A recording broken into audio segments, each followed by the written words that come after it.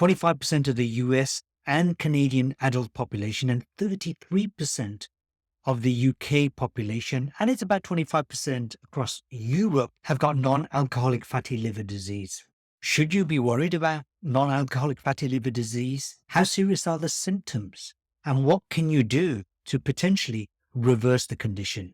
You're watching or listening to the Harun Rabbani podcast, and today we're going to explore a very common condition. If addressed earlier on, it can prevent untold damages. And if you've already got it, of course, there is a distinct possibility of reversing it altogether. So what is non-alcoholic fatty liver disease? Well, just imagine this, that your liver does store small amounts of fat to be used as energy source later on. However, when that turns into an excessive amount, then you have non-alcoholic fatty liver disease.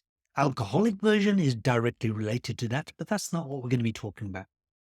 We're going to be talking about those people who have zero or moderate levels of alcohol. There's a French delicacy called foie gras, which literally translates to mean fatty liver. And it's a goose or a duck liver that they overload by force feeding these birds and overloading their digestive tract. And do you know what they feed them with? Corn. Whilst corn can cause fatty liver problems for ducks and geese, the one thing that does this to humans are fructose, particularly in sugar molecules which are made out of fructose and glucose, or those soda or soft drinks, which are nothing other than liquefied sugar. Ordinary human cells cannot metabolize fructose, so it needs to be done in the liver. So whilst many people will advocate having fun and keeping joy of life in by having your soft drinks, in truth, you are doing your body a major disservice. And if you've got type 2 diabetes or non-alcoholic fatty liver disease, it is truly your enemy. That fattening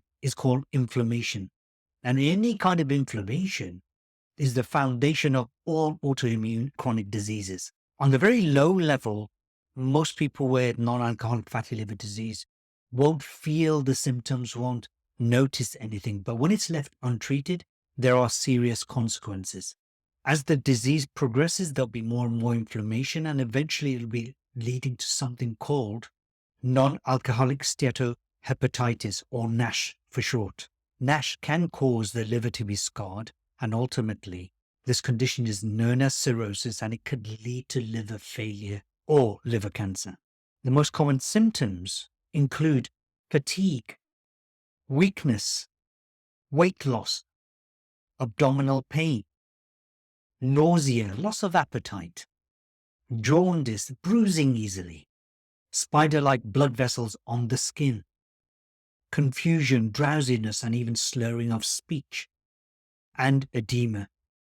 The most common possible causes are obesity, type 2 diabetes or insulin resistance, high levels of fats, especially triglycerides, fats in your blood, and metabolic syndrome. Other possible causes could be pregnancy, the side effect of medications, the after effects of hepatitis C, and some rare genetic conditions. In my podcast, I often discuss type 2 diabetes and how to reverse it. Now, one of the conditions of type 2 diabetes is inflammation, and another one is insulin resistance. However, if you've got non-alcoholic fatty liver disease, that will then lead to insulin resistance, which then causes type 2 diabetes, which is a vicious circle. So there's one thing thinking about managing it, and in my view, that's not really an option. And the real true option is to reverse it altogether. So here are 7 very powerful ways to individually or combined reverse non-alcoholic fatty liver disease. The first is to eat a Mediterranean style diet. This is a diet that is rich in nuts, seeds, salads, lean proteins, whole grains, healthy fats such as avocado and olive oil and olives. And with that combination, if you consistently eat that style of diet, you are more likely to reduce inflammation in your liver. One major study called the Attica Prospective Cohort Study looked at thousands of people in different parts of Greece, and they reported an inverse association between Mediterranean diet and non-alcoholic fatty liver disease. The Mediterranean diet protected against diabetes and cardiovascular diseases, prospectively amongst subjects with non-alcoholic fatty liver disease. Another study published in the highly respected BMJ British Medical Journal, called the effect of green Mediterranean diet on intrahepatic fat. The direct plus randomized control trial found the following. They took 294 participants with non-alcoholic fatty liver disease, and they split them into 3 groups. One following the traditional government healthy dietary guidelines, another one following the Mediterranean diet, and another one following the Mediterranean diet plus a supplement. And just for transparency purposes, the supplement is a commercial product associated with the study. So what they found was, over a period of time, the prevalence of non-alcoholic fatty liver disease declined to only 54.8% of the original group following the healthy dietary guidelines, 47.9% in the group following the Mediterranean diet, and 31.5% for those people following the green supplement plus Mediterranean diet. Despite similar moderate weight loss in both the Mediterranean groups and the supplement group with Mediterranean diet, the latter achieved almost double the percentage loss in intrahepatic fat, basically fatty liver.